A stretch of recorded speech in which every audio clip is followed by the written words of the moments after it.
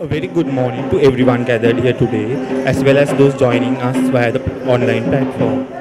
It's a great pleasure to welcome you all to the inauguration ceremony of the 19th annual academic sessions of the Sri Lanka College of Psychiatrists.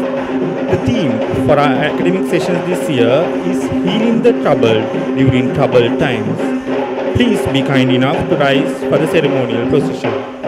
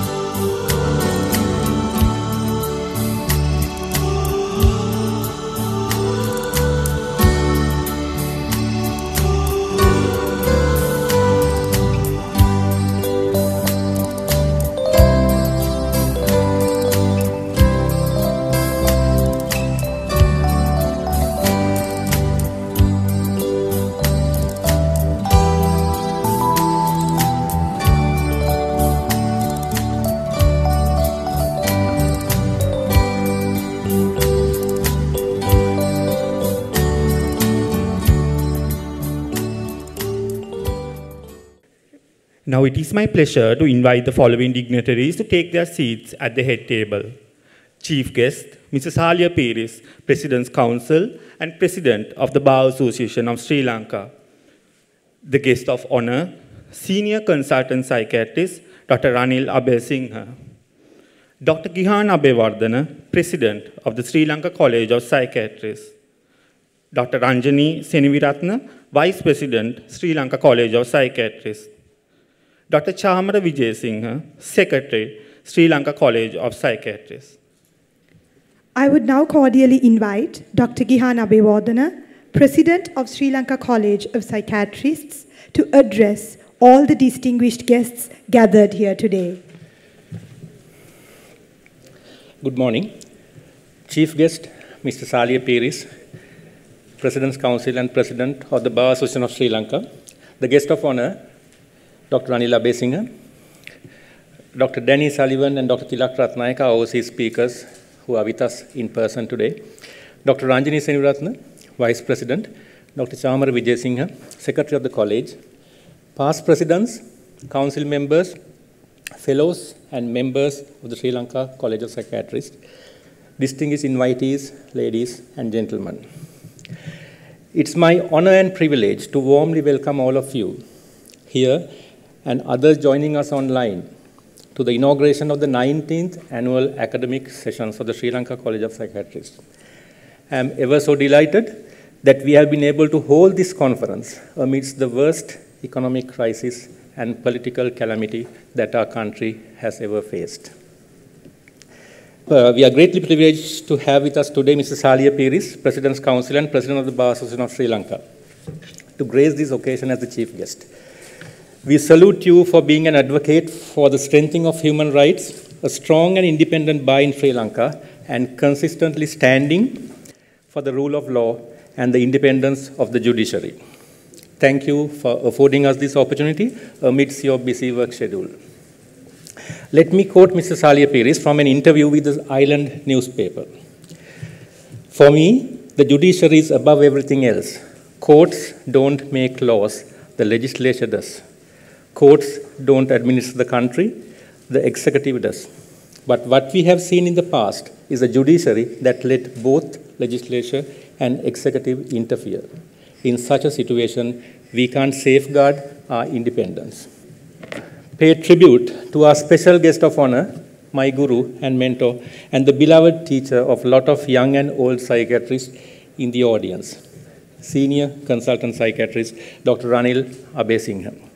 It gives me great pleasure in honoring you today, and the least that we could do for you, sir, for molding a lot of psychiatrists to what we are today with your clinical wisdom and emphasis on holistic and unbiased approach in patient care and current affairs at large.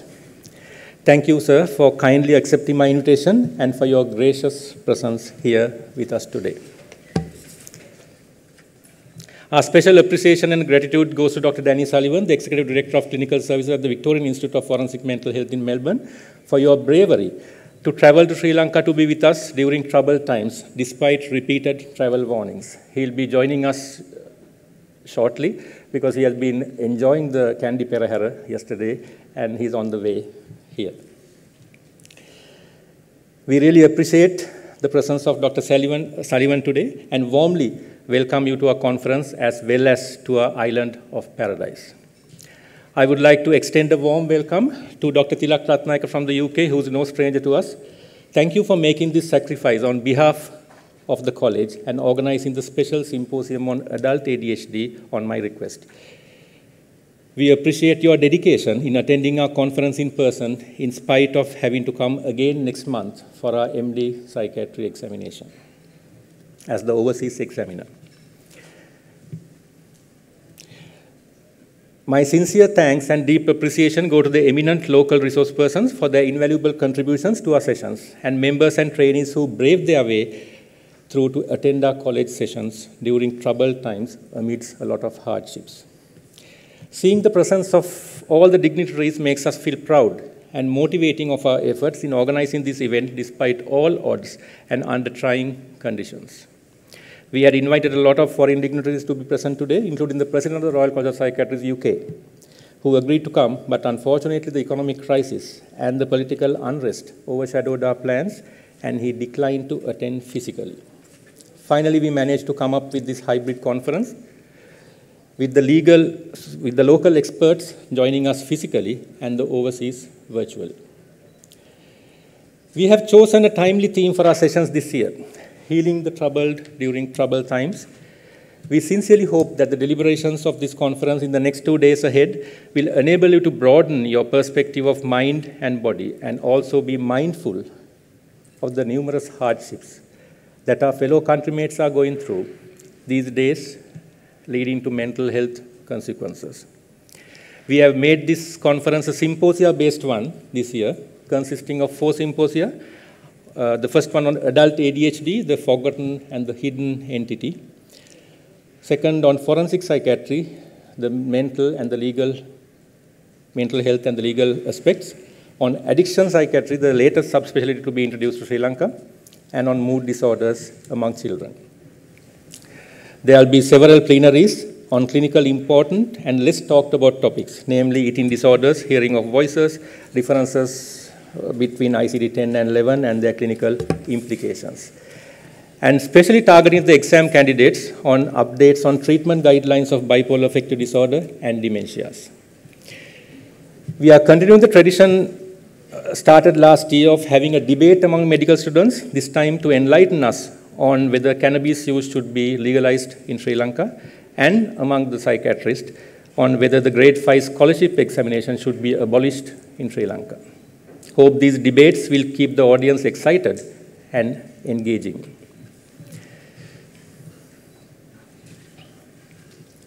We are proud to say that we are continuing the photography and the painting competition that our council initiated last year to encourage the aesthetic skills of our psychiatrists. You may enjoy the lovely expressions of the psychiatrists being displayed alongside this hall.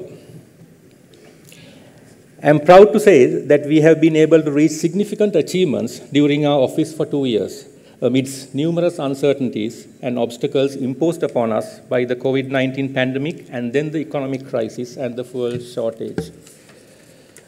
The hotline that was created for healthcare workers to safeguard their mental well-being during the pandemic was extended to the general public for them to reach psychiatrists for guidance during stressful situations in an economic crisis.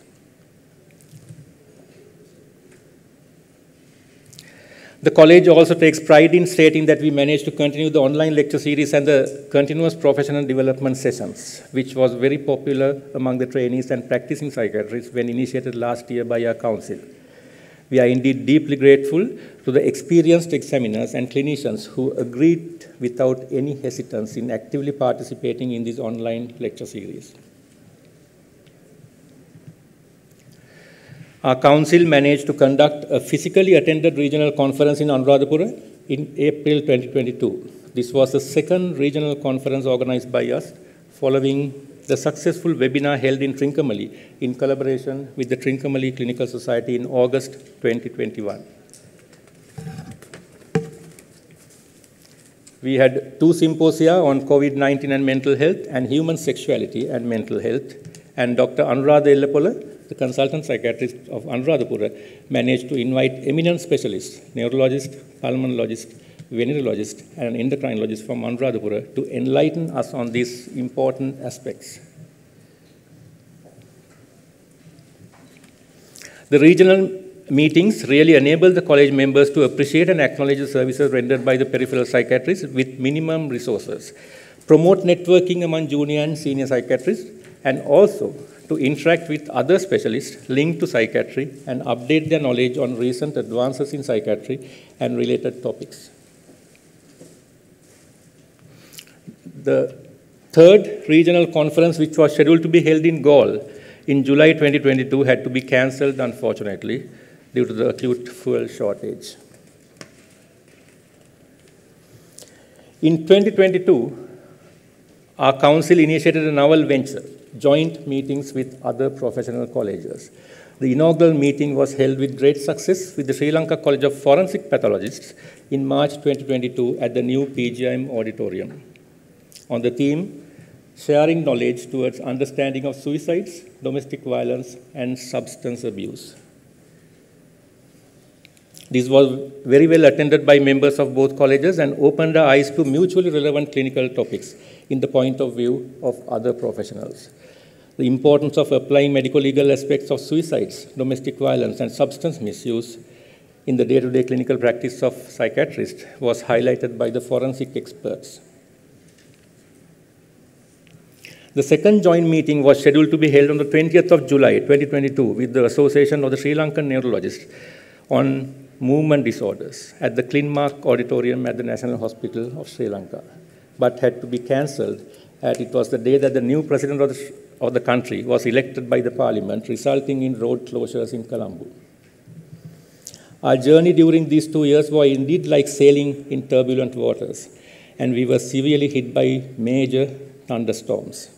In 2021, it was the COVID pandemic and travel restrictions, and we had to postpone our annual academic sessions last year 5 times, but subsequently we managed to hold an extremely successful conference at Grand Candian Hotel in Kandy with the maximum participation of delegates in the history of our sessions.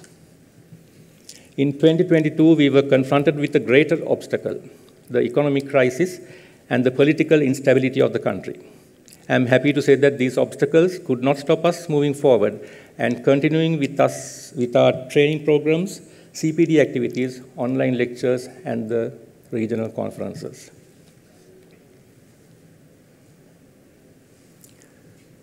We continued the project on raising of mental health awareness this year as well, in spite of the fuel shortages and curfews being imposed.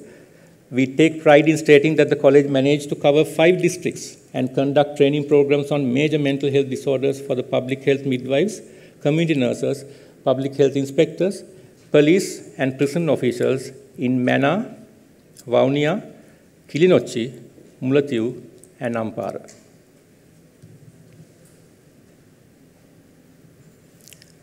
Last year, we conducted similar training programs in Badulla and Trincomalee districts. We would like to extend our gratitude and deep appreciation to the Asia Foundation for all the support given to us to uplift mental health literacy of the primary healthcare staff of these underprivileged districts.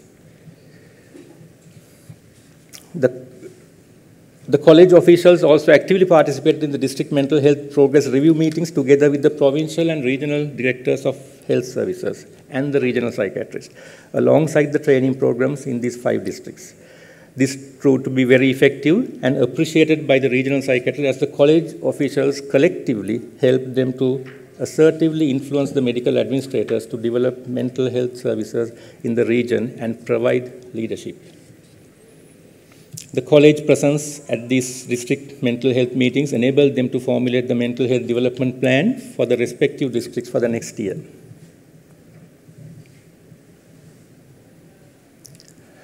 The public health inspectors, prison and police officers of the peripheries were educated on the detection of alcohol and drug-dependent persons, initial drug counseling, and appropriate referral to psychiatric clinics and rehabilitation facilities. The Sri Lanka College of Psychiatrists took an initiative to act fast during the acute shortage of essential psychotropics.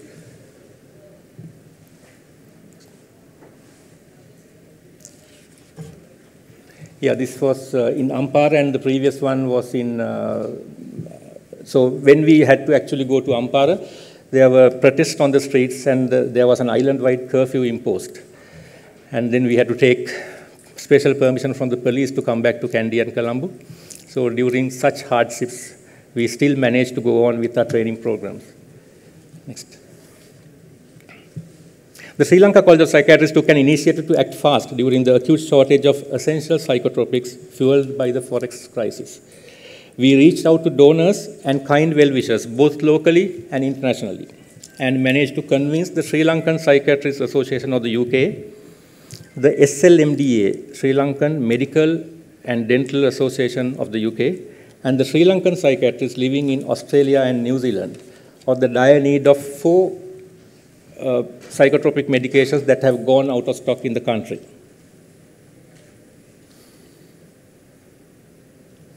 With the above funds from the UK, we managed to procure the monthly need for Sri Lanka of the most efficacious antipsychotic in schizophrenia, clozapine, amounting to 114 lakhs 88,000 rupees to buy 400,000 tablets of clozapine. and also sodium valproate, risperidone, venlafaxine, haloperidol, altogether amounting to 166 lakhs and 35,000 rupees. We are grateful to those who came to our rescue. Our college has already begun the careful distribution of these medications to the peripheral hospitals according to the requirement stated by the regional psychiatrists. Apart from the above, the college has so far collected over 4 million in Sri Lankan rupees and almost 4,000 US dollars in our foreign currency account to procure essential psychotropics. We would like to take this opportunity to thank the President of the Royal College of Psychiatrists UK and the President of the Royal Australian and New Zealand College of Psychiatrists for posting an appeal on their official websites to help the Sri Lanka College of Psychiatrists in the procurement of essential psychotropics.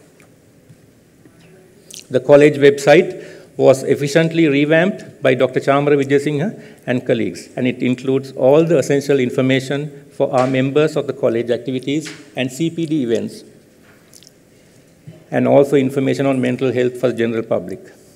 Thank you, Chamara, for giving our website a welcoming facelift. The ethical subcommittee of the college managed to formulate ethical guidelines for our members, which is on our website. And we also managed to appoint an expert panel of 6 senior and respected psychiatrists to assist our members on ethical issues during their practice and their training. The college also managed to release very effective press statements that were highlighted in the media during our tenure.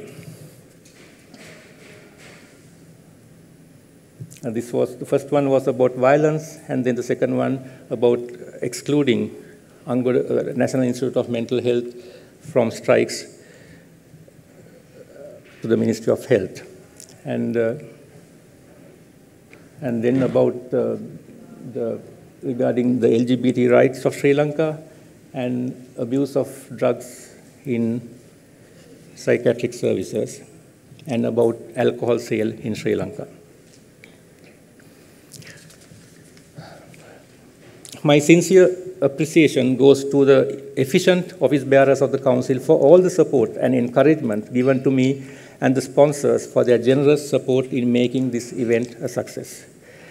I must pay special gratitude to the unstinting support given to me by the Vice President, Dr. Ranjini Seniviratna, 2 secretaries, Dr. Chamara Vijayasinghe and Dr. Sumudu Godavita, who have been tirelessly spending sleepless nights during the last few weeks.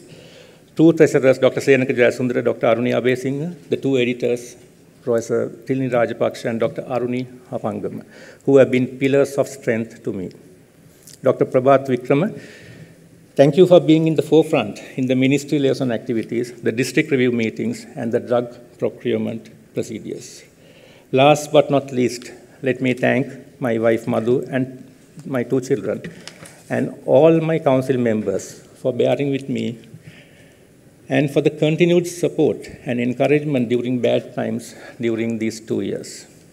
It's my sincere hope that you will find the 2022 sessions academically stimulating and provide opportunities for networking and entertainment. Thank you.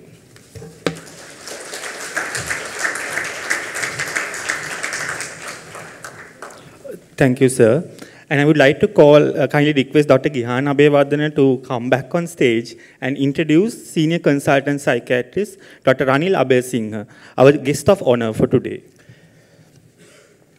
I am greatly privileged to introduce our special guest of honor, Dr. Ranil Abhay-Singha, though he truly needs no introduction to this audience. He is one of our most senior and well-respected psychiatrists, formerly the head of Department of Psychiatry at the University of Peradeniya for many years. When I invited Dr. Abhay-Singha to be the guest of honor, he initially looked surprised and said, "Why do you want me?" When I asked him to send me a citation, all what he sent me was this. He is a retired psychiatrist and at present works in the private sector and walks to work from home. This gives him great deal of time to reflect on issues outside psychiatry. When I told him that I'll be ridiculed if I state this as the introduction of the guest of honor, he told me, then you could cut the last sentence. I would have been left with only one sentence to introduce him. Dr. Amar Singha is a fellow of the Royal College of Psychiatrists and the Sri Lanka College of Psychiatrists. He is the best clinician that I have ever seen and also a very practical psychiatrist. He left behind a legacy at the University of Peradeniya which will be remembered for generations of psychiatrists. Dr. Amar Singha is the postgraduate trainer, teacher and a trainer. For many of us sitting here in the audience today, including myself, and we owe him a great deal. But in addition to this, I have a special reason for inviting him today. My 2 years as president of this college was through very challenging times, including COVID and now the economic crisis. During this time, it was a great strength to me that whenever I faced with a difficult situation, a problem, I could always turn to Dr. Amar Singha for advice. He would never let me down. He would always give me his frank opinion based on his years of experience and maturity. That has been a great help during these past 2 years, and I truly appreciate this support. May I now invite our guest of honor, Dr. Amar Singha, to deliver his words of wisdom.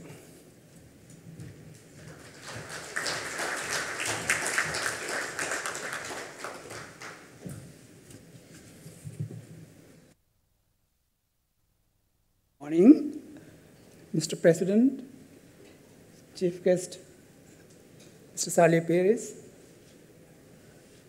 rest of the Council, my colleagues, ladies and gentlemen.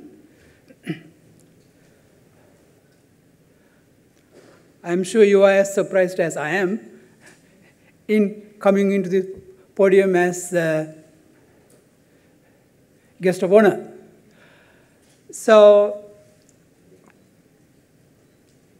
I think he delayed it purposely so that he could say that there's no time to find anyone else, right? So I'm going to stick to the theme of this conference, leading during the times of troubled times. I'm going to start with the personal experience. A few weeks ago, I was asked by a computer-savvy group of intellectuals to write about scientific thinking. So I wrote an article.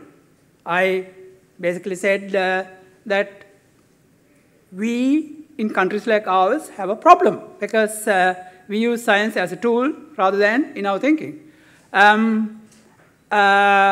What I said was that we essentially think in terms of the concepts that we acquired from religion, from our parents, and when it comes to scientific concepts, we use them sometimes, but they are not part of our thinking. For example, if you take the concept of evolution, that's not there. I mean, I often see this in our patients who are educated. They have no idea about evolution.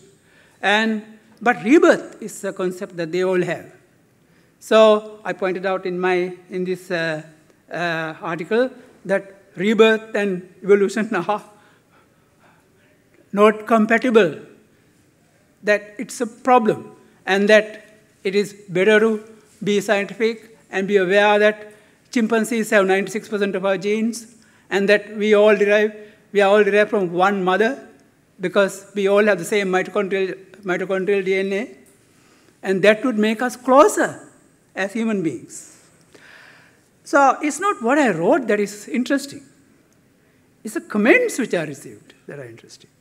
So there are many comments, some of them abusive, but I'll take a few comments. One was that evolution is only a theory. Rebirth is a fact, because Buddha said so. Then the next comment was that they have found human footprints in the era of dinosaurs. Remember, that is Paleozoic era. 200 million years ago, there were human beings. So that is an interesting factoid. Well, what happened was that in Texas, which is the center of creationism, they found this in a river, a rock with some footprints along with the dinosaur footprints, which are not human footprints anyway, I mean, as we all know. But it says something else. That is, our intellectuals use facts to justify their own existing beliefs without changing, without accommodating these new concepts, scientific concepts. Another one wrote something even more interesting. How are we to prevent people from stealing if they don't believe in rebirth? Well, we don't steal because most of us don't steal because it is illegal in this country, right? Our chief guest will tell you that. And also, some of us have developed a conscience, and that our moral sense tells us that we respect other people's property. So that's where we stand. What you see is that these intellectual thinking, there are chinks, there are little gaps, there are areas where they are not so certain. And so they revert back to our traditional thinking, religious concepts. Okay, we always could say that there's no problem with that, that's fine, until we saw what happened over the last 2.5 years. That very same thinking elected a president who was scientifically illiterate, who was influenced by professionals, economists influenced him to cut taxes, lawyers advised him to take more power, do away with all the independent commissions, right? And doctors came along and advised him to do away with fertilizer and insecticides, right? And then came COVID-19. And what did he do? There was a charlatan who was a Mason who made this Dhammika opinion. And what did the politicians do? The politicians, they embraced that because that was where to become popular. And people were jumping over each other to buy this. And people were making money. And the doctors, a certain university in this country gave the ethical permission, to do a clinical trial of a substance, components of which were not known, because components of which were dictated by goddess Kali. And I didn't hear a single college or the SLMA protesting. No one made a noise at that time. But that was the power of politicians in this country at that time. And there was one person who is in this audience who, he gathered a circle of his friends and citizens, and he formed a citizens committee, and he wrote I think 120-page document, which is available in the internet, and that, he's working more on that, right? So that was the reality. So during these 2.5 years, due to the advice of the professionals, this relatively prosperous nation has become bankrupt today. We have no petrol, we have no gas, right? We don't have anything, really. People are starving.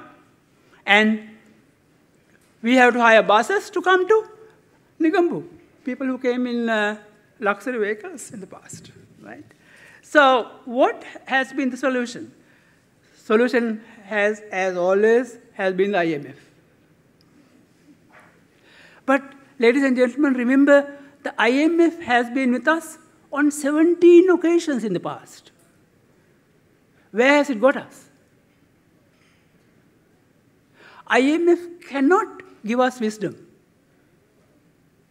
IMF cannot create true democracy in this nation.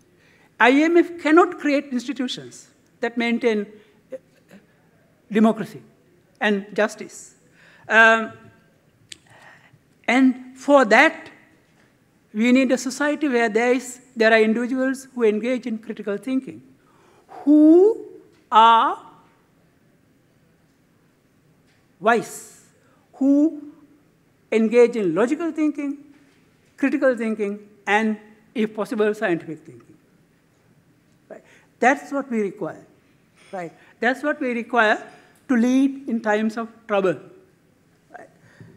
Now, if you take, how can we achieve that? If you take United States, 55% of the population are graduates, college graduates. And those who are college graduates support abortion. You all know about what happened recently in the US. Whereas non-college graduates support pro-life policies. In the United Kingdom, 45% are graduates, another 15% are associate graduates. In Australia, 55% are graduates. And in Taiwan, 40% are graduates. Ladies and gentlemen, do you know the figure in Sri Lanka? It's 2.7%. And 70% of this nation have had education only up to grade 8. So there you see the problem we have. There you see the problem that IMF cannot correct. Because there is a dearth of citizens who can think on their own feet and act and vote, who are not affected by Islamophobia or some racism, anti-Tamil phobia, or whatever it is, right? That is our problem.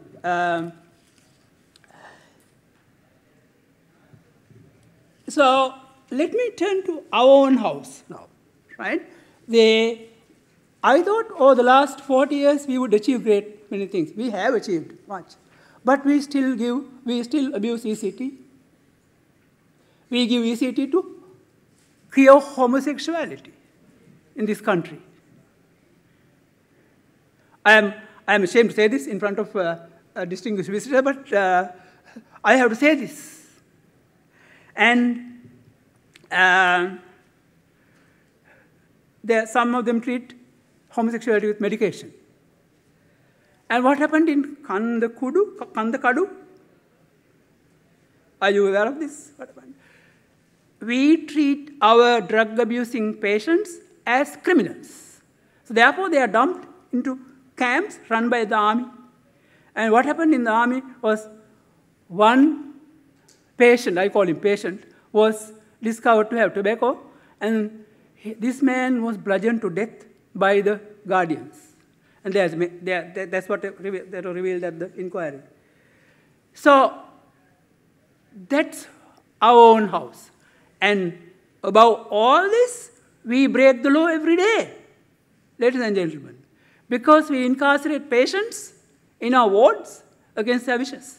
We have no mental health act that is modern. And for the last 20 years, we have been trying to get a modern mental health act. What happened was that this has got stuck in the, legal draftsman's office. So, ladies and gentlemen, in a situation where 70% are poorly educated and 2.7% are the graduates, and I think half those graduates are also in AG offices, right? We must lead from the front. There's no other solution. IMF cannot solve our problems. We must say what we think, and think critically and say it in front of everybody. For example, if I were to say that the free education has failed in this country, I would be probably hanged outside. But this is a safe environment, so I can say it, right? What have we done? We have produced some thousands of doctors, tens of thousands of graduates who are sitting in AG offices, and millions of three-wheeler drivers. Are we happy?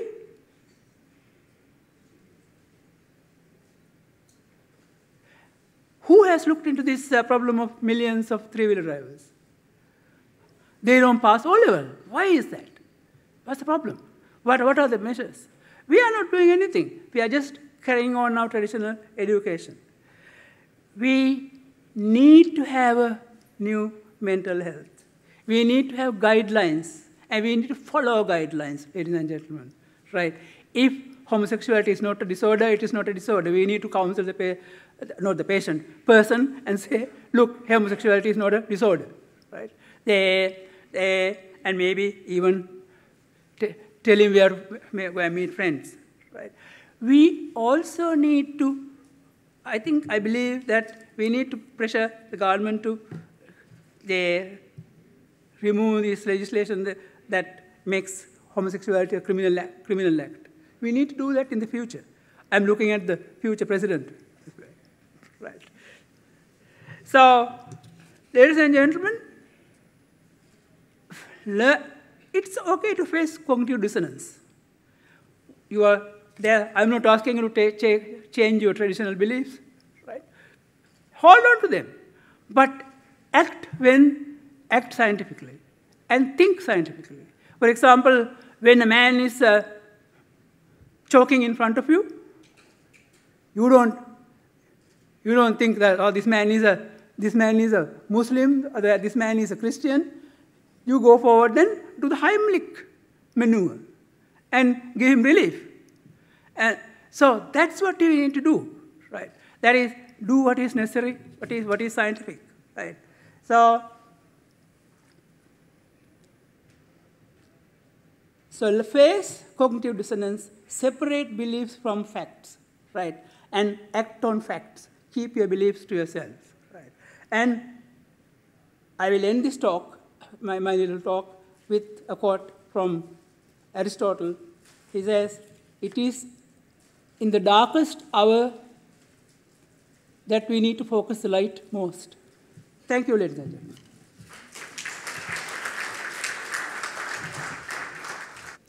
Thank you very much, sir. Your words were thought-provoking and stimulating indeed.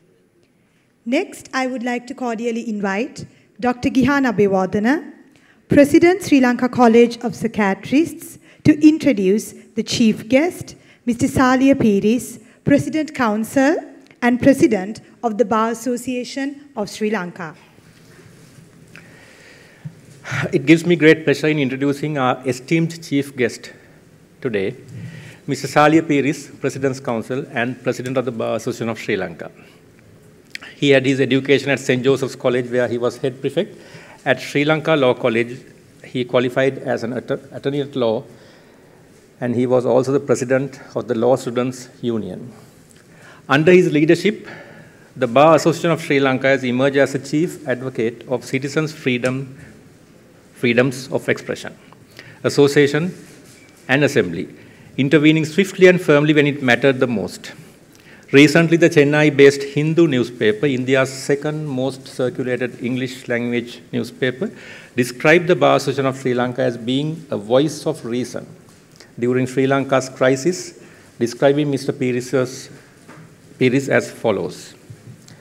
Under his leadership since 2021, the Bar Association of Sri Lanka's public profile has drawn attention for being resolute, devoid of ambiguity, political rhetoric. Its statements speak to immediate and specific concerns, basing itself on constitutional freedoms, national laws, and leading judgments.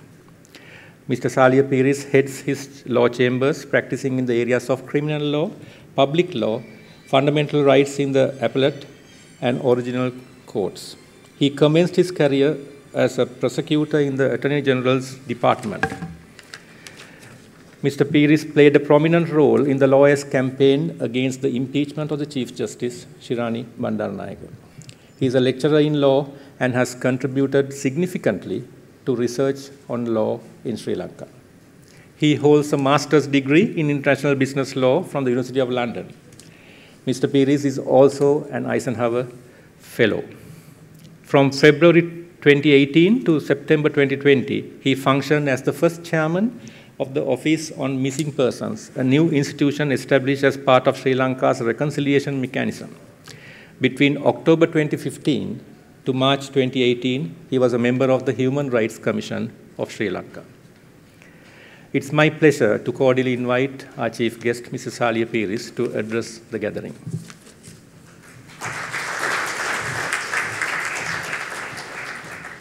Dr. Ranil Abesingha, guest of honor, Dr. Gihana Abewardana, the president of the Sri Lanka College of Psychiatrists, Dr. Ranjani Senaviratna, vice president, Dr. Chamara Vijayasinghe, secretary of the college, members of the college. I am deeply honored by the invitation extended to me to be the chief guest at the annual academic sessions of the Sri Lanka College of Psychiatrists. During this year, we have seen a new awakening among professionals, especially among the members of our two professions, and the feeling that we must not fear to take a principled stand on issues facing our country, going beyond the narrow sphere of our professional work. I am grateful to be the chief guest at this event for another reason. In my professional life, as well as in my personal life, I have had the opportunity to witness the agony of those who have mental health issues. I have seen at first hand the pain of their loved ones, who often feel absolutely helpless in the face of uncertainty brought about by these illnesses such as schizophrenia. In that context, I wish to place on record my tribute to all of you for the very difficult and challenging roles that you play in healing the minds of people. The effects of the pandemic, as well as economic and social crisis which confront our nation, will no doubt continue to take a heavy toll on the mental well-being of people, including children. I would especially point out the need to create greater awareness as regards to mental health issues among children. Many parents are unaware of the existence of mental health issues among children, including self-harm, eating disorders, and depression. I doubt very much that most of our schools and teachers have the capacity, sufficient knowledge, and understanding on dealing with children who have mental health issues, especially of the need to observe confidentiality, to be non-judgmental, and to have a system of counseling within our schools. Sri Lanka needs an attitudinal change in the approach to mental health. Even now, mental health is one of the least talked of issues in the community, as mental illnesses continue to cause a stigma in society. Consequently, we know that many people fail to confront and acknowledge the existence of mental health issues and are reluctant to reach out and seek professional help to address them. I also wish to highlight the need to reform the laws relating to mental diseases, which are way overdue. Presently, Sri Lanka's mental health regime is governed by the Mental Diseases Ordinance No. 1 of 1873, which was last amended more than half a century ago in 1956. The legal profession may be able to collaborate with the Sri Lanka College of Psychiatrists to help initiate reforms to the present law. In hearing Dr.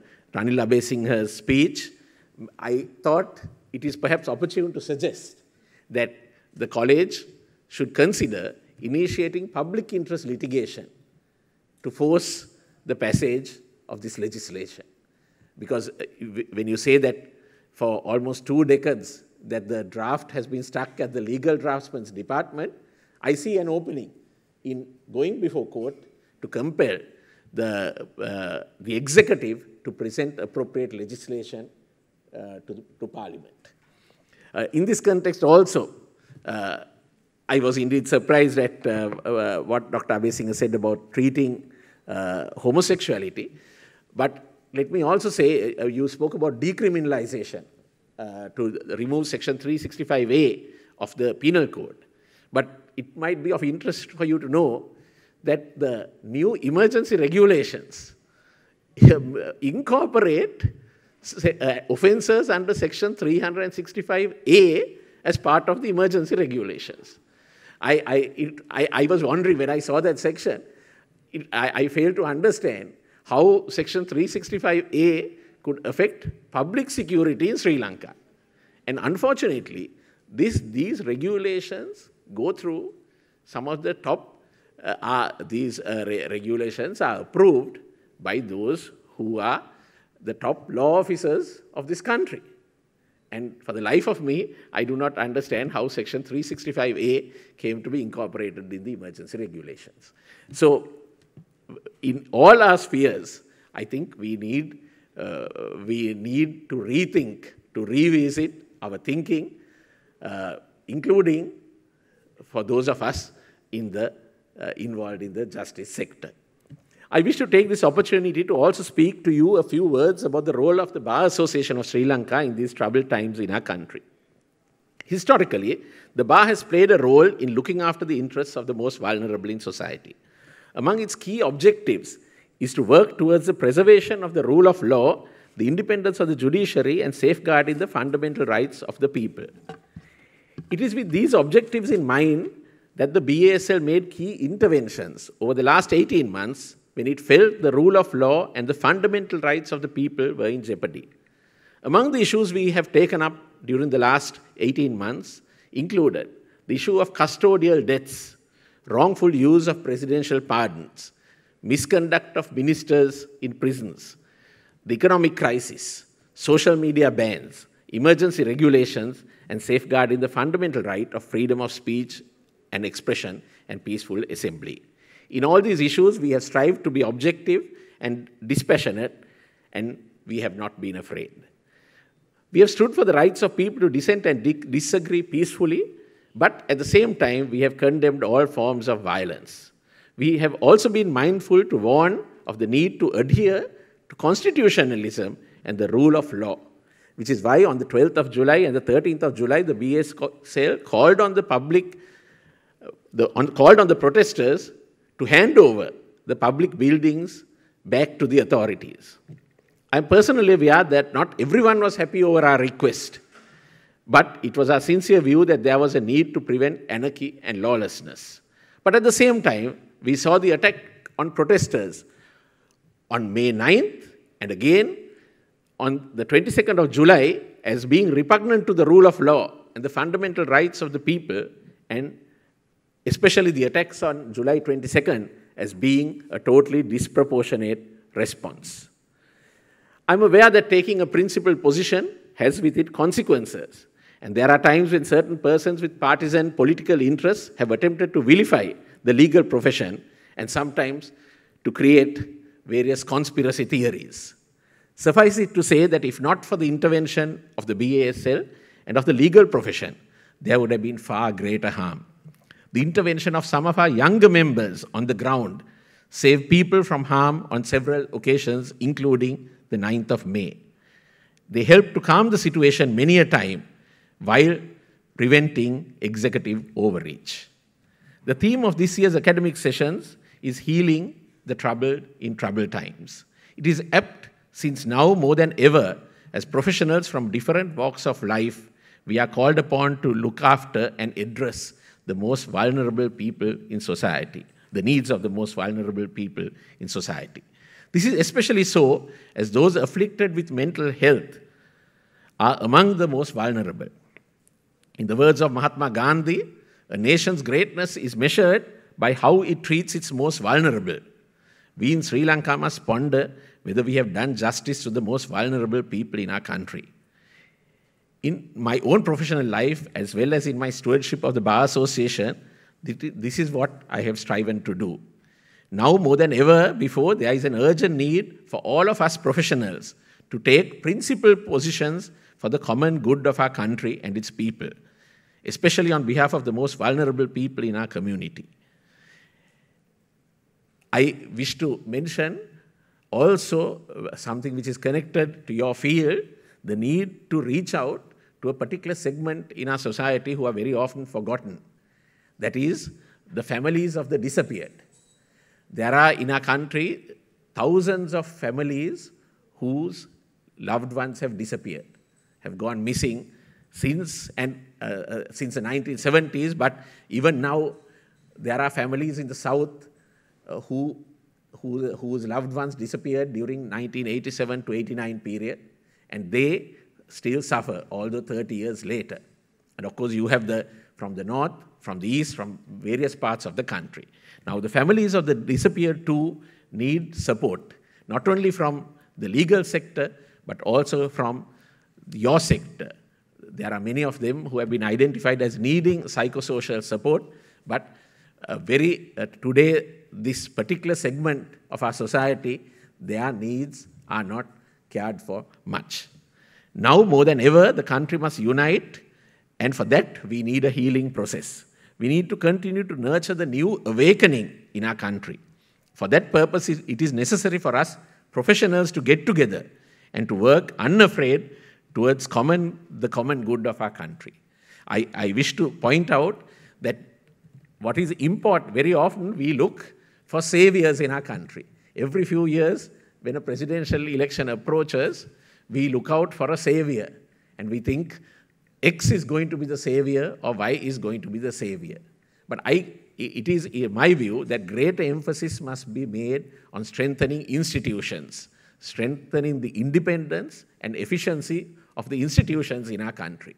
And it is only if these institutions, and that includes the justice sector, includes the judiciary, but also the various institutions of the executive and the legislature.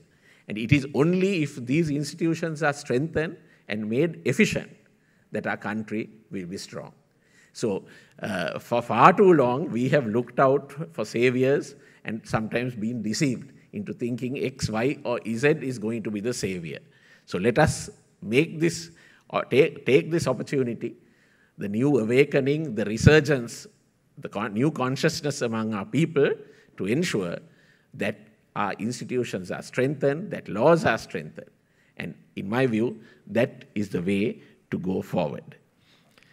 In 1988, at the Republican Convention, the American President Ronald Reagan had this to say. He quoted from H.G. Wells. Listen to H.G. Wells. The past is but the beginning of a beginning, and all that is and has been is but the twilight of the dawn. Well, that's a new day, a sunlit new day, to keep alive the fire, so that when we look back at the time of choosing, we can say that we did all that could be done, never less. I wish the President of the College, Dr. Gihana Abewardana, and his committee the strength and the wisdom to achieve the vision of the college in its efforts to promote the advancement of mental health, systematic research, training, and its efforts at advocacy on mental health. Thank you.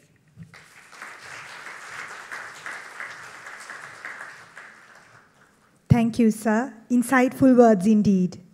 Ladies and gentlemen, we have now reached a highlight of today's proceedings. That is the awarding of honorary fellowships in recognition of exceptional service to the field of Sri Lankan psychiatry. It is my pleasure to invite Dr. Ranjani Senaviratne, Vice President, Sri Lanka College of Psychiatrists, to read out the citations for these distinguished members of the college on whom these fellowships are conferred upon, and to Dr. Gihana Abewardana, President, Sri Lanka College of Psychiatrists, to award the fellowships. Thank you. Chief guest, ladies and gentlemen, the Council of Sri Lanka College of Psychiatrists, in recognition of the service rendered to the field of psychiatry, is awarding fellowships for the following psychiatrists. Dr. S.P. Kandapola Arachige. Dr. S.P. Kandapola Arachige is currently working as a consultant psychiatrist at Apeksha Hospital, that is the National Cancer Institute, Maharagama. He started his primary education from Iharal Talduwa Kanishta Vidyalaya and St. Mary's College, Avissawella, and finished his advanced level from Rajasingha Madhyama Vidyalaya, Ruwanwala, and entered the medical faculty of in the University of Colombo to be graduated as a doctor. He became a diploma holder in psychiatry in 2002 and went on to complete the MD and graduated as a consultant psychiatrist in 2009 after his postgraduate training in Australia. He then started his work as a consultant psychiatrist in Kegol from 2009 to 2011 and then worked in District General Hospital Gampaha and Base Hospital Watupitiwala. He joined Apeksha Hospital Maharagama in 2019, working there up to date. He was very keen about mental health well-being of people in addition to giving treatment for mental disorders. He was able to establish a new mental health unit in Kegol District Hospital named Sitsuwa Sevana. He conducted many mental health programs within the hospital as well as in the community to give awareness about the importance of mental health and to train the staff on mental health as the first permanent psychiatrist appointed to Kegol. He was able to expand the psychiatric services within the Apeksha Hospital after 2019, and it includes establishment of a new unit, especially for counseling, psychotherapies, and research. He was a member of the Sri Lanka College of Psychiatrists and held the post of Assistant Treasurer from 2015 to 2017. He also served as a board member in the National Child Protection Authority from 2016 to 2018. He is very keen to study and practice mindfulness for personal benefits as well as therapeutic way to heal patients, especially the cancer patients at Apeksha Hospital. Many patients benefited by these programs during the COVID pandemic. He published 2 booklets on effects of mindfulness on mental health. He collaborates with other agencies like National Cancer Control Program, Sri Lanka Cancer Association, and Indira Cancer Trust as a multidisciplinary team member. He is involved with many social activities, including Sati Pasala program to introduce mindfulness to children, and conducting programs on mental health in media is one of his interests.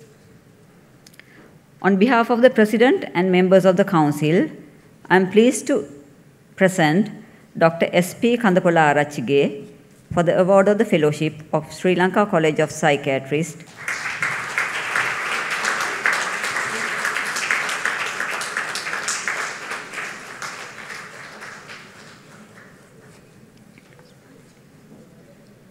Dr. Vajira Dharmavadhana.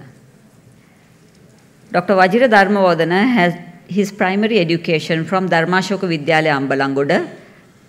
After passing grade 5 scholarship examination, he entered Royal College, Colombo.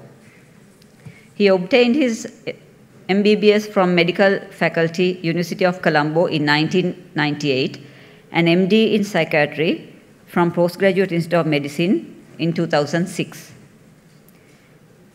He underwent overseas training at Henry Bennett Centre in Hamilton, New Zealand as clinical and research registrar from 2008 to 2010 and became a board-certified psychiatrist in 2008. As a consultant, he worked at Provincial General Hospital Polonnaruwa, Teaching Hospital Anuradhapura, Provincial General Hospital Matara, and Teaching Hospital Ratnapura. And then he joined Faculty of Medicine, Sabaragamuwa University, as a senior lecturer in 2021, where he is the head of the Department of Psychiatry. He has authored over 20 peer-reviewed publications in international, regional, and local scholarly journals, and is a reviewer for several journals in psychiatry.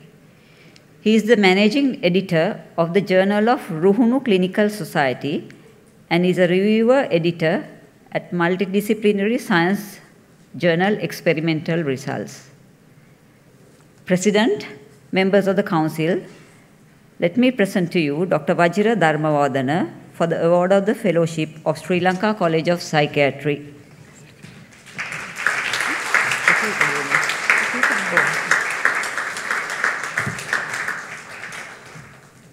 Dr. Harshini Rajapaksha. Dr. Iyantimala Harshini Rajapaksa is a professor in psychiatry at the Faculty of Medicine, University of Ruhuna, and an honorary consultant psychiatrist at the Teaching Hospital Karapitiya. She obtained her MBBS from University of Sri Jayawardenepura in 1999 and was board certified as a psychiatrist in 2009. She trained in consultant liaison psychiatry at Tees, Esk and Wear Valley NHS Trust, UK. She was awarded a PhD by the University of Durham, UK, for research on medically unexplained symptoms. She was elected a Fellow of the Royal College of Physicians, London, in 2017.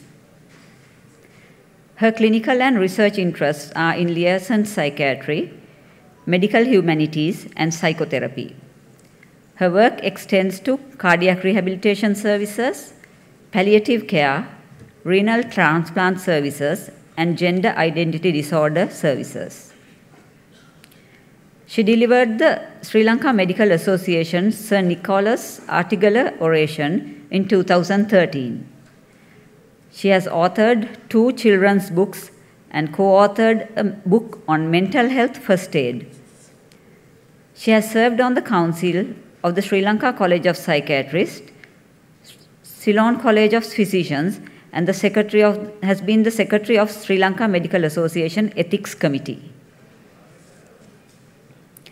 She is a Visharada in North Indian classical music and dance. She is the founder of the Southern Symphonia, a musical ensemble comprising of doctors, their families, and medical students, which perform regularly at doctors' concerts and carries out music for healing programs.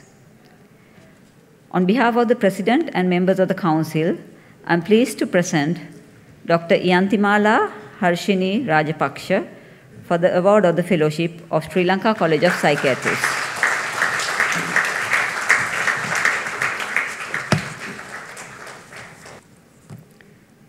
Dr. Sajivana Chaminda Amar Singha.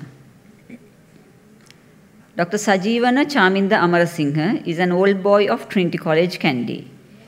He entered the University of Peradeniya, where he had a distinguished record and completed his MBBS with distinctions in anatomy, physiology, biochemistry, and community medicine. He completed his internship at National Hospital of Sri Lanka and immediately took to psychiatry as it was his lifetime ambition. He completed his MD psychiatry examination in 2006 and proceeded to do his overseas training at Northwest Mental Health in Melbourne, Australia. Dr. Amar Singha has worked diligently across many rural and central districts of Sri Lanka throughout the span of his career. He started his career as a consultant psychiatrist in 2009 in Trincomalee. Thereafter, he served at Teaching Hospital Anuradhapura, District General Hospital Chilau, Base Hospital Putlam, Base Hospital Tangol, and Base Hospital Avissavella. He was the first consultant psychiatrist appointed to Base Hospital Tangol and Base Hospital Putlam and pioneered the development of mental health services in those areas. In 2017, Dr. Amar Singha was appointed as a consultant psychiatrist to National Institute of Mental Health, in which position he served at present. Since then, his main passion has been teaching. He is the head of the training unit at NIMH and coordinates all its training programs. He is a clinical trainer for medical students of the University of Colombo, University of Sri Jayawardenepura, Eastern University, and the Kothalawala Defence Academy. He has been a final MBBS examiner at all the medical faculties in the country. Dr. Amar Singha coordinated the training course for candidates taking the MD Psychiatry screening examination from 2014 to 2017, which many in the audience today may have benefited from. He is the current Secretary of the Board of Study in Psychiatry at the Postgraduate Institute of Medicine. He is a popular postgraduate trainer and serves as an examiner to all postgraduate examinations. Dr. Amar Singha has been an active council member of the Sri Lanka College of Psychiatrists for the last 8 years.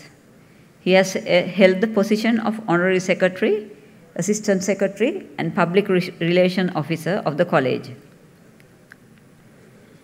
He has served as member of the Health Ministry Liaison Committee from its very inception and has been actively involved in the development of a new mental health policy of Sri Lanka.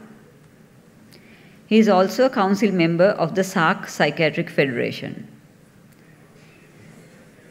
Dr. Amar Singha has also bridged the gap between mental health and other specialities and serves as a council member of the Ceylon College of Physicians as well as of the Sri Lanka Association of Geriatric Medicine. His wife Aruni too is a fellow psychiatrist in our fraternity, and he is a proud father of their daughter Mevini. He is an avid reader and a passionate cricket and rugby football fan in his spare time. On behalf of the President and the members of the Council, I am pleased to present to you Dr. Sajivana Chaminda Amar Singha for the award of the Fellowship of Sri Lanka College of Psychiatrists.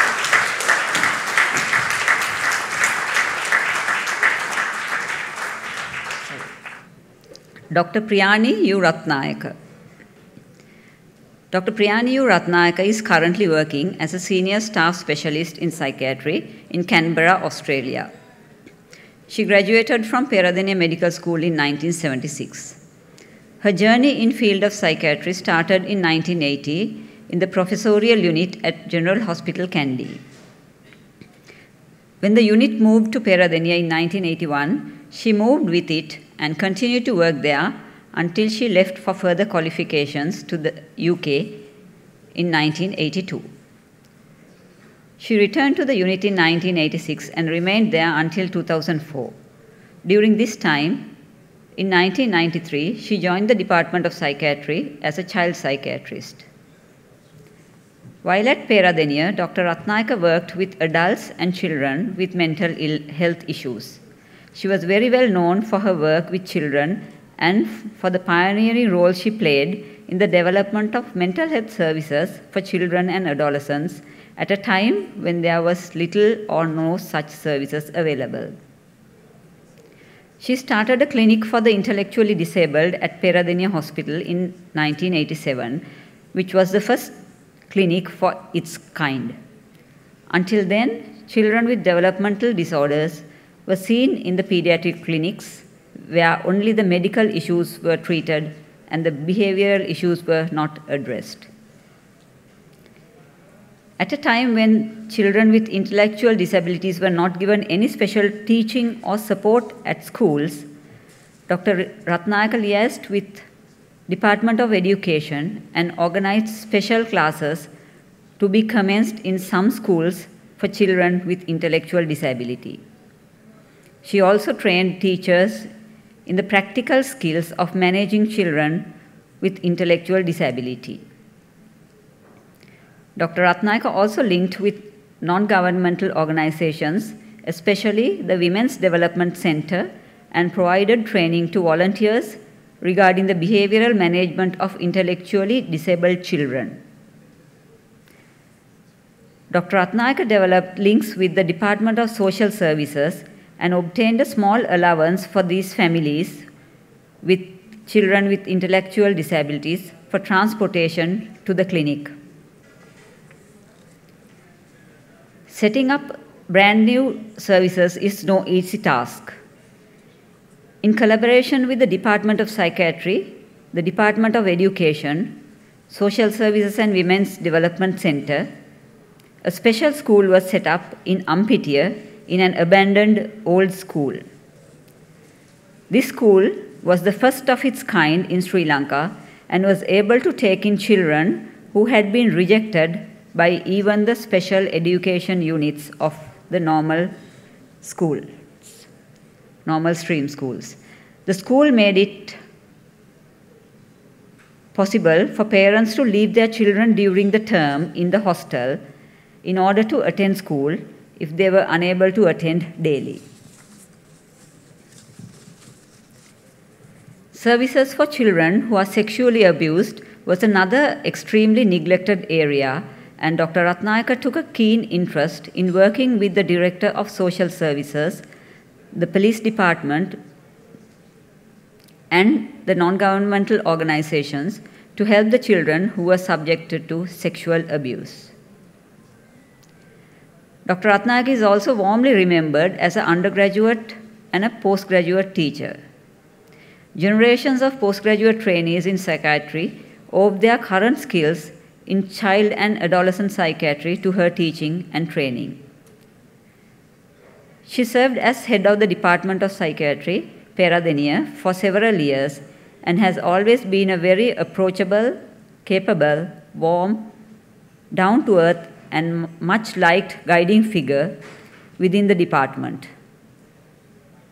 She was greatly missed when she left the Department of Psychiatry, Peradeniya, in 2004, but the work she started, particularly in child and adolescent psychiatry, continues.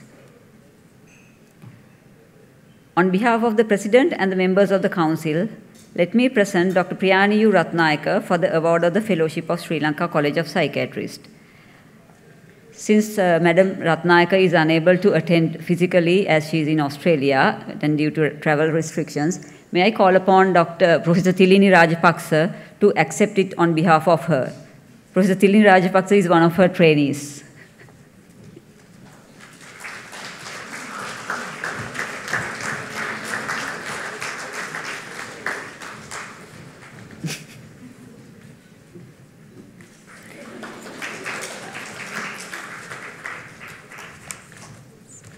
Congratulations to all the recipients of the fellowship awards.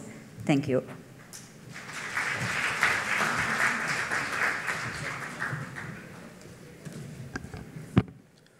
Thank you, Madam and Sir, and congratulations to all the recipients of the fellowship. The next item on our agenda is the presentation of awards for outstanding achievements in psychiatry during the last year.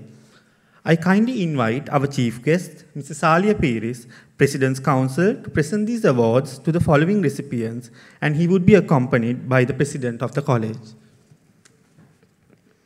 Dr. M.A.S. Rajakaruna Gold Medal for the best performance in clinical component at the MD Psychiatry Examination 2021. Dr. Isuri Upeksha Vimalasiri.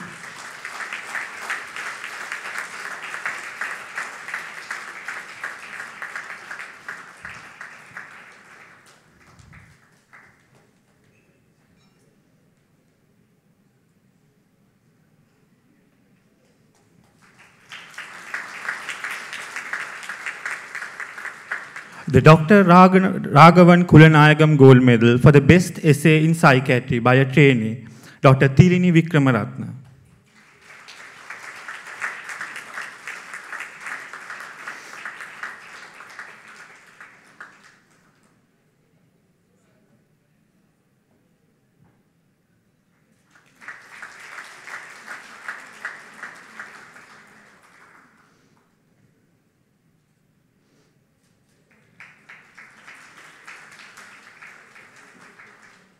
The award for the best psychotherapy essay, Dr. Madhushi Rovel.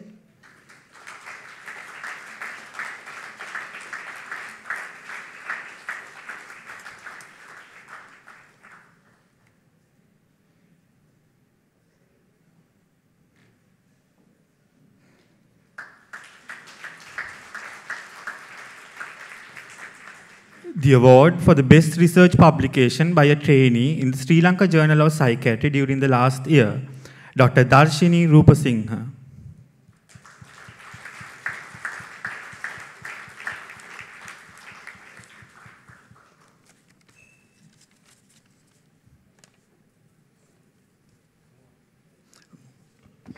Thank you very much, sir. If I may kindly request you to please take your seats. Regional psychiatrists contribute immensely to the growth of mental health services in Sri Lanka, while sometimes working in less than ideal conditions. Given the importance of the work they do, the college honors an outstanding regional psychiatrist each year. For this purpose, I would now like to invite Dr. Chamara Vijay Singha, Secretary of Sri Lanka College of Psychiatrists, to read out the citation for the winner of the DVJ Harishchandra Award for the Best Regional Psychiatrist of 2022. Dr. Anuradha Ellepola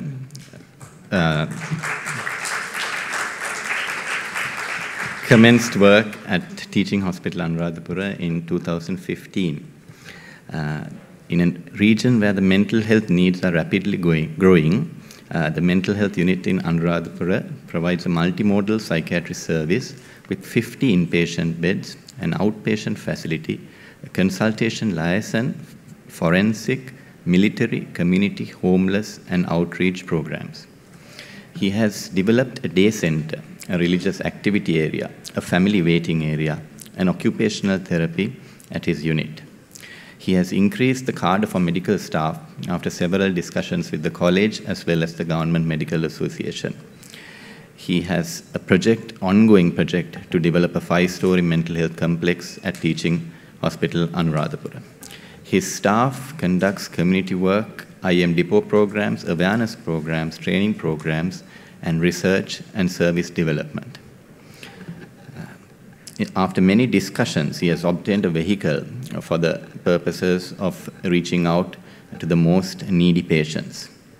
The number of patients receiving community mental health support has increased up to about 250, and he has involved a trained CPN in this program. The community programs have dramatically reduced the number of relapses in the district. He has conducted a number of programs at Mihidu Sebana Intermediate Unit, improving its facilities. He has purchased a new ECT machine and is currently being used. There is a new geriatric clinic for the elders residing at Elders Home Saliyapura. Over the past years, a number of audits and research have been done in order to improve the services of the unit. A financial audit helped to get an idea about the cost of the unit, and he has continued to obtain donations from well-wishers to improve the services to the public. Borderline personality disorder no longer is an illness of the West, and with this in mind, he has involved a psychologist and trained the occupational therapist to provide dialectical behavior therapy, and DBT sessions have been ongoing. A horticulture area has been upgraded, and fruits and vegetables grown in the garden are used for the benefit of the patients. He also works with NGOs such as Women in Need, the Anuradhapura District NGO Consortium, to provide best services to his consumers, and organizes family meetings, consumer meetings along with them. During COVID, a very challenging period, Dr. Ellepola was able to create a COVID acute inpatient unit and treat these patients as well. And during the economic crisis, he has continuously supported the patients by providing them free meals, even in the community, through his staff. There is many more to add, but for time's sake, I will stop now, and it is my privilege to invite Dr. Anuradha Ellepola to receive the Best Regional Psychiatrist of the Year award.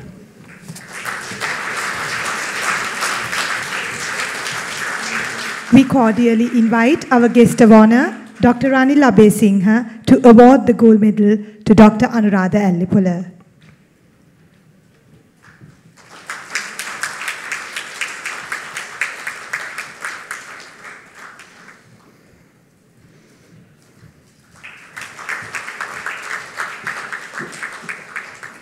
Thank you, sir, and congratulations, Dr. Ellepola. The next award is for an outstanding contribution to mental health in Sri Lanka by a non-psychiatrist, and is being presented for the first time. I would like to invite Dr. Gihana Abewardana to read out the citation of the winner and to present the award. Ladies and gentlemen, let me now introduce to you the first winner of the new award that the college is awarding this year for the outstanding contribution to mental health by a non-psychiatrist. The Council of the Sri Lanka College of Psychiatrists decided unanimously to present the inaugural award to senior journalist Mrs. Kumudini Hettiarachchi, for her outstanding contribution to improve mental health literacy in Sri Lanka. Mrs. Hettiarachchi is the deputy editor of the Sunday Times with over 44 years of experience specializing in health journalism. She studied at Holy Family Convent, Mambalapitiya, and entered journalism at the tender age of 18. Among the many awards she has won are the Gold in the Media Print category at the Top 50 Professional and Career Women Awards 2018 and the coveted Mervyn De Silva Journalist of the Year Award in 2003, the highest award that a journalist can secure in Sri Lanka. Internationally too, Mrs. Hettiarachchi has secured many prestigious awards and fellowships, among which are the Reuther Fellowship in 86-87, the first Sri Lankan journalist to be bestowed this competitive award to study at Oxford University, England, and the Dag Hammarskjöld Fellowship 1983, the first Sri Lankan woman journalist to win this fellowship awarded by the United Nations Correspondents Association to cover the General Assembly sessions in New York. She has also edited several publications of the United Nations and authored many publications. There's a great deal of stigma attached to mental health in Sri Lanka, and sadly, Sri Lankan media has neglected mental health promotion and the need for treatment of psychiatric disorders for many years. Kumudini has been one of the few exceptions, and she has been a pioneer in promoting mental well-being and always highlighted the need of adequate treatment of the mentally unwell in Sri Lanka. Not only has she created a lot of awareness about mental health in her writings, but also she has always been in the forefront at times of crisis situations in the mental health field. The Easter bombing, the COVID-19 pandemic, and the current economic crisis are good examples. Ms. Hettiarachchi managed to highlight the opening of the first treatment center for COVID-positive psychiatric patients in the Central Province in her exclusive article on Sunday Times. She has also understood the plight and was seriously concerned about the inadequacy of treatment centers for heroin-dependent clients in Sri Lanka. The need for medications to treat heroin-dependent clients during their withdrawal state was emphasized in her eye-opening article on Sunday Times last month. She has the unique ability to touch upon controversial topics that other Sri Lankan journalists will not dare to tread, like legalizing abortion and euthanasia in Sri Lanka. When a debate was organized on these two topics by the psychiatrists in the Central Province, Kumudini came all the way from Colombo and did an exceptional article highlighting the humane aspects of abortion and euthanasia. I'm sure Mrs. Hettiarachchi will elaborate on some of these in her acceptance speech. Let me now have the honor of calling Mrs. Kumudini Hettiarachchi to receive this inaugural award from the Sri Lanka College of Psychiatrists and enlighten us on how she managed to uplift the mental health literacy in Sri Lanka.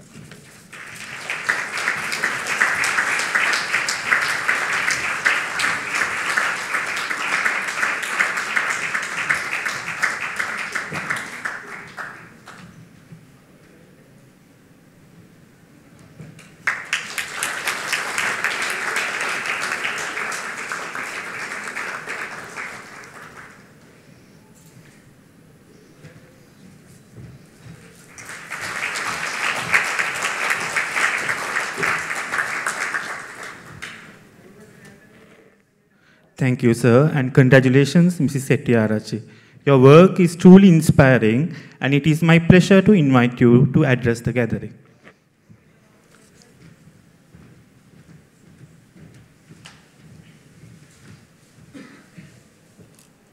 Good morning, ladies and gentlemen. I hope I'm not too loud. Thank you for bestowing on me this inaugural award at your annual academic sessions with the theme, Healing the Troubled During Troubled Times. I think today's award is not really for Kumudini Hettiarachchi, the persona, but Kumudini Hettiarachchi, the journalist. I have to admit that though I'm frank, sometimes brutally so, and forthright at media conferences, or when interviewing medical personnel, standing before this eminent gathering, I'm feeling a little daunted.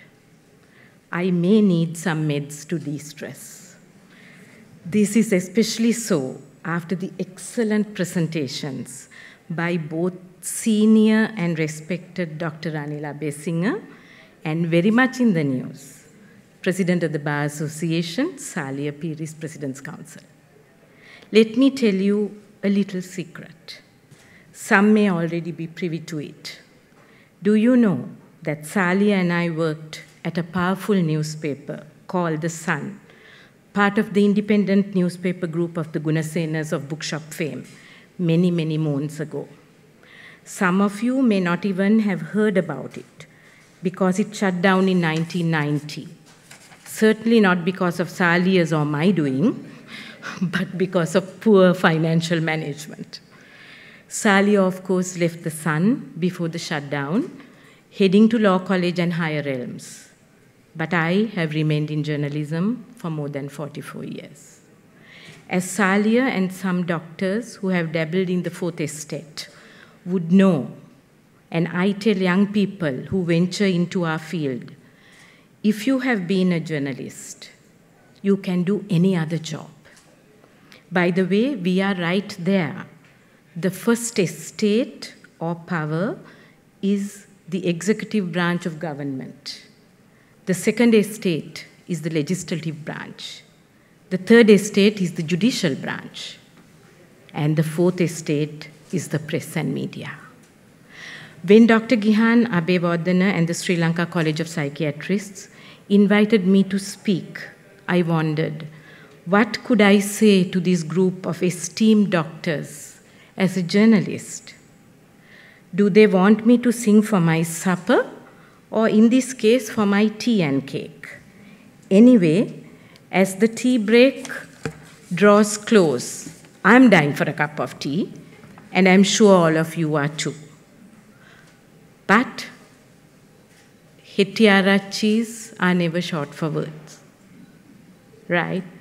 As some in Kandy would know, a retired VOG who talks non-stop, and some in the in the judiciary would know another brother who is a lawyer who also talks non-stop. So here is the journalist talking non-stop, right? So here's my piece. My firm belief is that education and the dissemination of accurate information to people are vital for health in general and mental health and its effects in particular. Thus, I would like to take this opportunity to elaborate on the critical role that responsible journalists should and could play in mental health awareness. Why are we in journalism, whether the print media or electronic media? I won't go down the pathway of social media because I really don't know whether it is true journalism. Are we in the mainstream media doing what we do, in my case, wielding the pen, or now tapping the computer keyboard, just to inform our readers about mundane or exciting matters? Are we in journalism to sensationalize or titillate our readers? The answer, of course, is a resounding no. We journalists are storytellers and communicators, but with one strong proviso. The story a journalist tells must be factual. It could be a positive story or a negative story, but facts are sacred. This is why the ABCs of journalism are: A, accuracy, which includes the 5 W's and 1 H, the age-old rule of journalism: who, what, where, when, and how. But there are exceptions, and I will touch on them shortly. B, brevity, as short as possible. C, clarity, as clear, crisp, and direct as possible, like when we talk. We are telling a story. There are also 2 other fundamental rules which ethical journalists follow, which I will call the S and V of journalism. S, we don't. We do not and should not sensationalize or stigmatize. An example, of course, is sensationalizing self-harm by going into details how a person took his or her life. How and who among the 5 W's and 1 H should not apply here. But why there is self-harm and what may be done to reduce the triggers. A good example of stigmatization in normal parlance, meanwhile, is calling those addicted to drugs as kuddas. We remember Suduvella, right? In the general health context, another recent example of stigmatization would be some sections of the media sending drones to capture people living in underprivileged areas being taken to quarantine when they're quarantined by force, actually, when there was much fear and stigma against COVID-19. We, of course, is for we are bound as journalists to safeguard the vulnerable, in which group are children, women, and also the mentally ill. If we do sensationalize, stigmatize, or place in jeopardy the vulnerable, we fail as journalists, sadly like the failed state of Sri Lanka. And like doctors who follow the Hippocratic Oath, who are bound not only to try and do good, but above all do no harm, we too as journalists would be doing harm. The multi-pronged role of a journalist, in addition to informing and educating, also includes investigating and commenting, but all based on fact. Under informing and educating would fall bridging the divide, in this case between doctors and people who do not understand medical jargon. This is because if readers are to take note of some illness or breakthrough in medical science, it is our job to sift through all the scientific details or interviews we conduct with doctors and make it reader-friendly. An example I quote often is doctors referring to lacerations and abrasions. When people would understand the simple term cuts and scrapes, right? Under informing and educating would also be destigmatization of mental health issues. We need to educate our readers about mental health and how important it is to see a doctor if there are signs of such illness. In Sri Lanka, where many are embarrassed to tell even close family and friends that they have been feeling low for a long time and are seeing a psychiatrist, or think it is demeaning to accept that they are on antidepressants. This is an important role of a journalist, of course based on a qualified doctor's views, not a quack's. I think of the pannier, right? We doctors and journalists can and should work hand in hand to ensure the relaying of accurate information to the public. And for this, we need accessibility to doctors as we work to deadlines which cannot be postponed or broken. Destigmatization could also be propelled forward if VIPs, celebrities, doctors, and even journalists, like in other countries, speak openly about mental health issues or their experiences as those living with mental health issues. Stories about people and human interest stories are the best way to make others understand that they are not alone. We know that psychiatrists use questionnaires to score levels of depression and anxiety. Here too, maybe the media can circulate simplified versions, working in collaboration with the doctors, which people can use as tools for self-assessment and seek help. The media can also guide people to authentic and reliable sources of support and provide helpline numbers, as some of us do now. For me, another very important aspect seems to be a lack of adequate investigation by journalists. Such investigations can lead to major policy changes and improvements in standards, all benefiting patients. Once again, journalists cannot do this alone. We need the support of doctors who are part of the system and have a bird's eye view of it. I know that we hit a snag here because of instructions to state doctors that they should not talk to the media. But if doctors have tried very hard and failed to bring about changes from within the system, journalists could be alerted to what ails the system. The whistle could be blown to a trusted and respected journalist without bias who follows the principles of ethical journalism. Once tipped off, that journalist will do the needful and all the spade work necessary for a powerful investigation to bring to light an issue which is adversely impacting patients, along with workable solutions for a system change. As George Orwell said, journalism is printing what someone else does not want printed. Everything else is public relations. This is where journalists, as watchdogs, need your support to right any wrongs against the voiceless and vulnerable, who are the patients.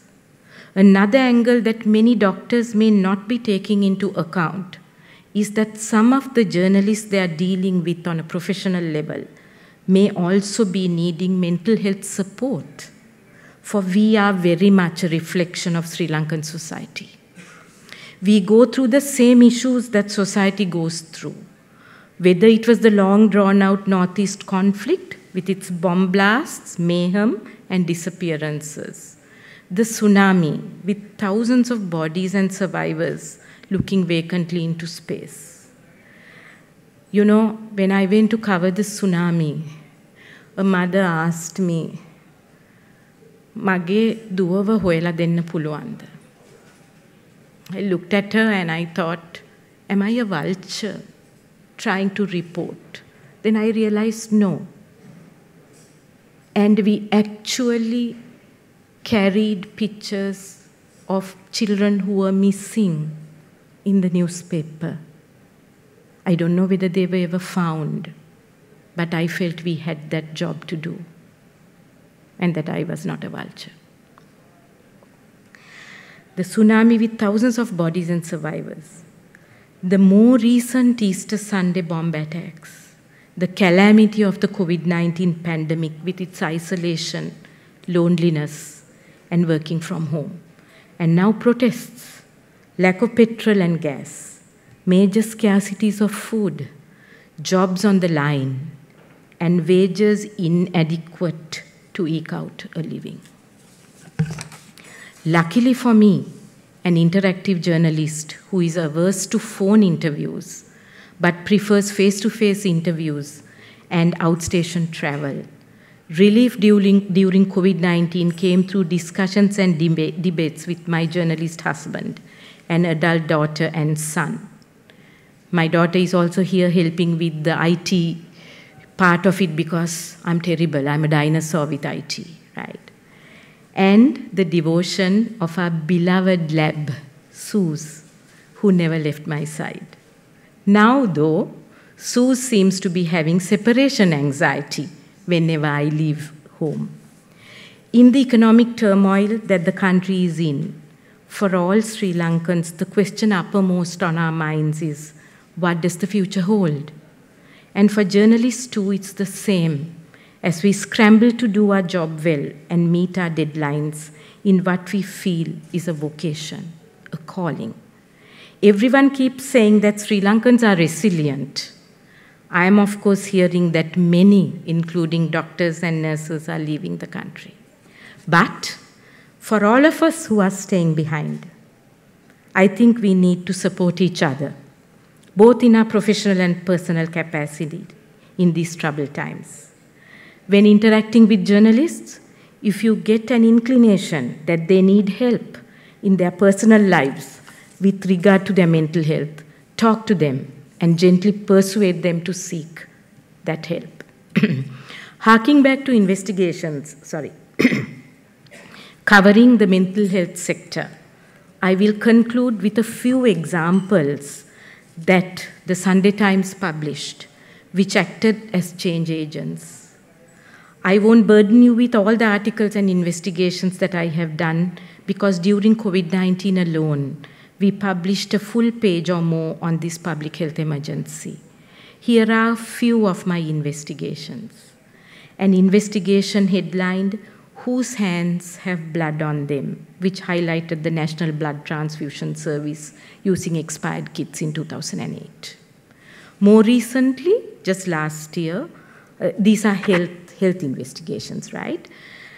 How a series of articles on Sinovac prevented the dumping of 13 million doses of an ineffective vaccine in Sri Lanka. 2 articles headlined, "Experts question move to order 13 million doses of Sinovac amidst efficacy concerns." And Sinovac warns price kept secret. Any disclosure and deal is off were published on June 27, 2021. And the third, titled "NMRA Approval for Sinovac, 3 Resign from Expert Panel," was published on July 18, 2021. Here, actually, some of the experts colluded in efforts to try and bring in Sinovac. But other experts and the media, the Sunday Times, stopped it. The Sunday Times was able to bring about major changes at the NBTS and also stop the import of Sinovac. However, an investigation very, very close to my heart was a series on Mulleriyawa's Unit 2. The Forgotten Women of Mulleriyawa hit the headlines as the cover story of Plus, our features section, on May 31st, 1998. Then the second title, "Did She Have to Die Alone?" on October 11th, 1998. And a third follow-up several years later, Unit 2, Then and Now. The first article was an on-the-spot story of eyewitness account, where I walked in with, actually, he's around with me, photojournalist Pushpa Kumara, to Unit 2, and produced evidence in the Sunday Times of the neglect, including the tying up of patients, flies all over, on their faces, in their mouths, right? With the patients with close cropped hair who were left in their own urine and excreta. The experience was heartrending when the ones, both young and old, not tied, surrounded me and touched me hesitantly, admiring my then long plait. They were not allowed mirrors, nor soap. I don't know why not, right? And also what struck me, they hadn't seen their faces in years. And also what struck me about their vulnerability was that very close by was Unit 2's kitchen, full of male workers. Need I say more? The wheels of health bureaucracy turned slowly, but as the Sunday Times kept up the pressure, I think we made a difference in the lives of these hapless and forgotten women. I am sure you know better than I do about the conditions at Unit 2 now. And from the 2 speeches of the guest of honor and chief guest, I have got some investigation ideas. Kandakadu? ECT for homosexuals. That's the first that I heard. Huh? If I had heard, I would have done it before. I would have done an investigation before. And we need new mental health laws, right? It is like the law which prohibits women from buying alcohol. Did you know that? That there is a law that women can't buy alcohol? They have to send a mail. And even at Unit 2, the problem was that males put them in and never came to take them out. I hope that has changed. I don't know. So, I urge you too to join the journalists to become change agents. Let's not just do our jobs. Let's make it a service for humanity. Thank you, ladies and gentlemen. And I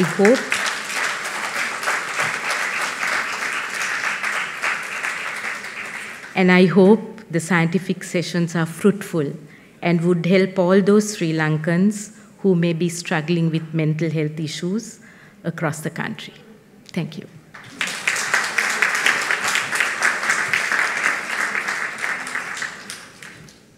Thank you very much. It was very interesting indeed.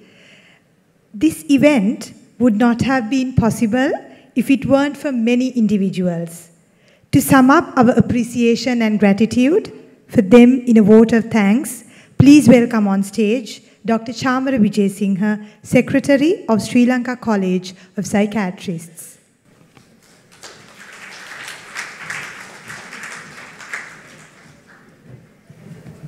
Good morning.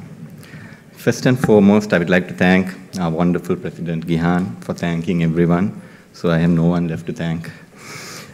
When you selected me as secretary, I bet you didn't think you would have to do my work till the very last day. Ditta Dharmavadhana karma is the Buddhist term for this, I believe. Besides jokes, thanks for inviting me, and it's been a tough but enjoyable 2 years, and you have led us well, Gihan. It has been my pleasure to serve in your council. Thank you. When Gihan asked me to be secretary, I was a bit reluctant because I don't like to work hard. And I hadn't really juggled work and a reasonably important post in psychiatry before. And when I look at the audience, I see people like Professor Diyanath Amar Singha, Dr. Jan Mendes, Professor Shehan Williams, Dr. Kapilarana Singha, who hold so many posts and positions at the same time. And I wondered, how do they do it? Please note, I'm not likening myself to these gentlemen at all. But then after a while, I began to realize how this works. When you're secretary of the college, you get a lot of leeway from work, who think you're doing important secretary stuff. And as the council is purely honorary and involves a lot of hardworking, nice people, they don't impose on your time too much during working hours, as they think you're busy with patients or teaching students. Then suddenly, you wake up at 11 a.m. on a Wednesday and you realize this secretary life isn't bad at all. But if my life as secretary was relaxed, the main reason for that was because of my co-secretary, Dr. Sumudu Godavita. Have you ever got disconnected during a Zoom meeting or got stuck trying to download something? I would like to tell you now that's not because of the Wi-Fi in your university or the fact that our incompetent, corrupt rulers can't even keep us connected. The primary reason for Sri Lanka's slow internet speed is because Sumudu has created too many WhatsApp groups organizing these sessions. Let me elaborate further. My phone. Inauguration Organization Group, Inauguration Comparing Group, Academic Program Group, Chairperson Coordination Group, Virtual Speakers Group, Local Speakers Group, Dinner Music Group, Candy and Dancers Group, Registration Desk Group, Flower Arrangement Group, Group to coordinate all other WhatsApp groups. Can you please stop it now, Dangati? But in all honesty, you have been absolutely amazing, and your passion, drive, and motivation has been what has taken us forward, and the main reason we are having this event at this level. Though the council's youngest member, you have truly been its heartbeat. Thank you so much, Sumudu.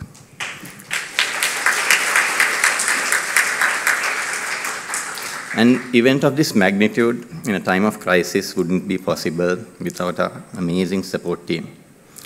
Samira, Nisansala, Mihiri, Vishani, Charani, Vasana, Manuri, Utpala, Dilini, Achini, Madhushi, Mirza, Lochana, Madhushi, Lahiru, Tarindya, Vishwa, Silumini, Malindu, Sasala, Natasha, Senal, Yasasvi, Mr. Mahinda and Ashen, Jayani, Dinuka, Mayura, Randula, Sampath, Nishamal, Tilanka, and Mr. Kamal and his amazing team.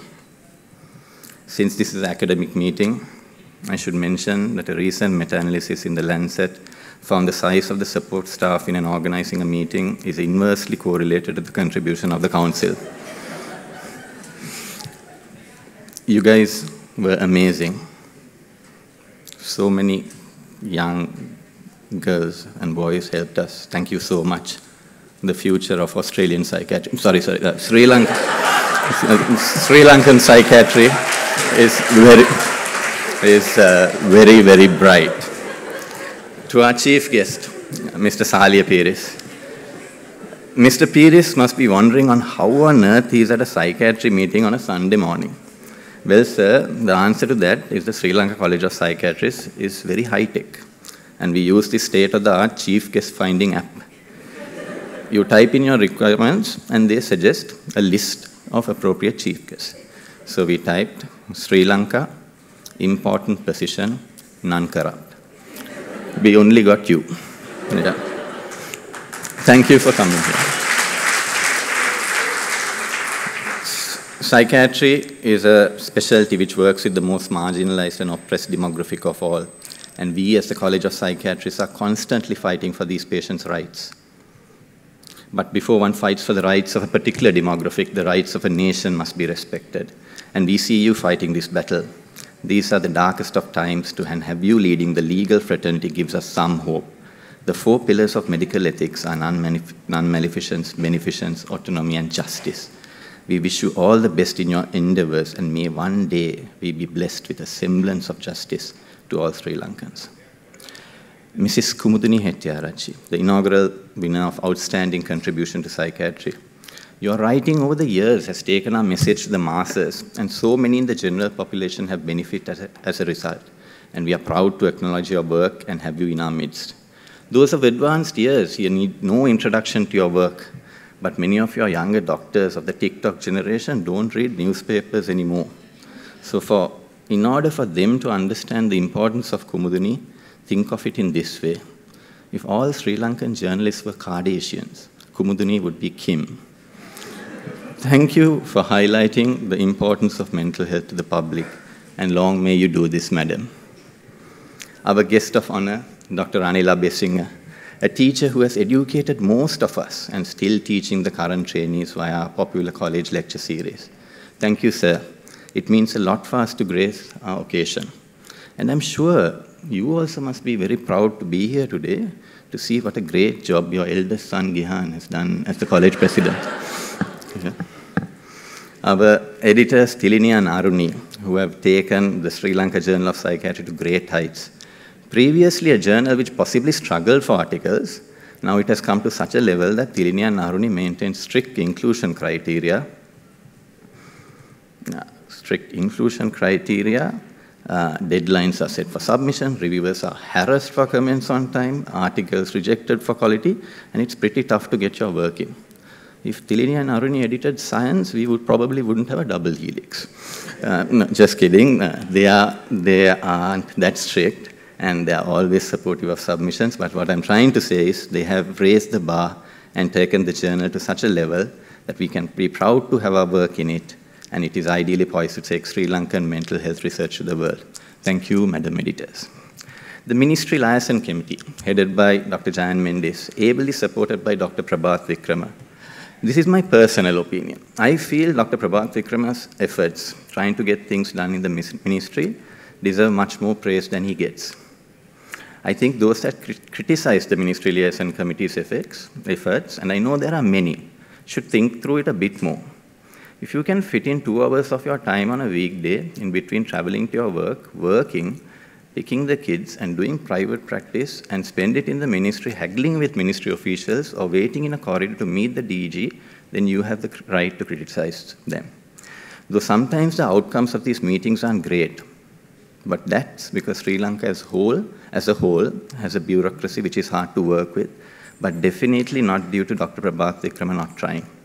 I hope all young psychiatrists who have grievance with the ministry join hands with Prabhat and try to resolve your issues along with him because sadly, this is where the solution lies in most of our grievances. Thank you, Dr. Prabhat. I should thank my department as well, on a personal level, our guiding light and mentor, Professor Kuruparachi, for your wise counsel. Professor Sean Williams, who was instrumental in motivating me to take this post. As is the case with so many juniors in this audience, not just in Ragama, your vision has resulted in so many of us benefiting in our careers. A lot of the time when other doctors or even other people ask where I work and I say Ragama, the automatic response is, oh, is it with Shehan?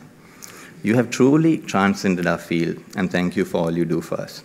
It is rare for high-end achievers to be so friendly, fun, kind, and down-to-earth, but somehow you strike this balance. It is an honor to be in your orbit, boss. And to Dr. Pires, Aruni, Muru, Roshan, and Honorary, it's a pleasure working with you. In addition to this, I'm very happy that my close friend Asiri is also here helping us today. I've known Asiri for 34 years now. I can see everyone's shocked at this because I don't look 30. Shameless use of my friend to make a narcissistic comment there, but I'm very happy you're helping. Last year, Linika, who was also at Ragama, helped with our pre-congress. This year, you conducted an immensely successful pre-congress, Asiri. And as you can see, Ragama is a bit like Hotel California. You can check in anytime you like, but you can never leave. And with that, I will now wrap up. But before I do, I would like to thank the most important demographic of all, our membership. During the last 2 years, I have pondered who are Sri Lankan psychiatrists. Having thought about this carefully, I realized that we are a well-defined group possessing a high level of external and internal validity. External validity because everyone thinks we don't do anything important. And internally because we as individuals also feel the other psychiatrists don't do anything important. But I think it is this single-minded, firm belief that we truly know the answer. I know the answer, we know the answer. I am doing the right thing to help ease the suffering, psychological suffering of our patients, and that our methods are superior to others is the common binding factor among us. The methods used may be vastly different, but the driving thought remains consistent and altruistic. Given this, who is a member of the Sri Lanka College of Psychiatrists? Is it the young doctor who returns from overseas and goes to his post in the farmhouse corner of the country without complaining? Or is it a lecturer who, through their teaching methods, motivates young medical students to take up psychiatry? Is it the mother who gets up at 4 a.m. to sort out the house and kids so they can get to the clinic on time? Or is it two colleagues who argue at a scrutiny board over the validity of a question because the principle means so much to them? Is it the psychiatrist who left Sri Lanka for personal reasons, but at times of crisis donates generously towards our causes? Or is it the diligent researcher who publishes? Is it the kind clinician who will pay from their own pocket when they see a poor patient struggling? Or is it the doctor that spent ages on ward rounds and clinics way past their regular working hours? Or is it the popular private practitioner who sees over 50 patients a day? As you can see, the modus operandi is markedly different in each case, and we sometimes don't see eye to eye as a result. But looking at it externally, it is obvious that we are going in the same direction.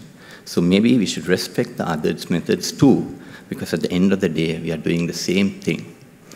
Interestingly, though we sometimes fail to see that we are more similar than different, there is an important group of people who have identified we are all the same. These are the patients with resistant chronic schizophrenia. They have worked it out that we are very similar and they come to all of us, Colombo, Kandy, Galle, it doesn't matter. So we also need to be a bit like them in this regard and unite to improve ourselves and our patients' lives. In conclusion, as college secretary, I was privileged to witness all incarnations of who a Sri Lankan psychiatrist is. And I had the best seat in town to witness your superpowers. It has been my privilege, and I thank you for who you are and the support.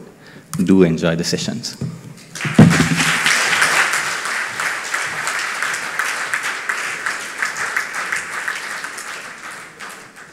Thank you, sir. We have now reached the end of the inauguration ceremony of the 19th annual academic sessions of the Sri Lanka College of Psychiatrists. May I kindly request all to rise as the procession leaves.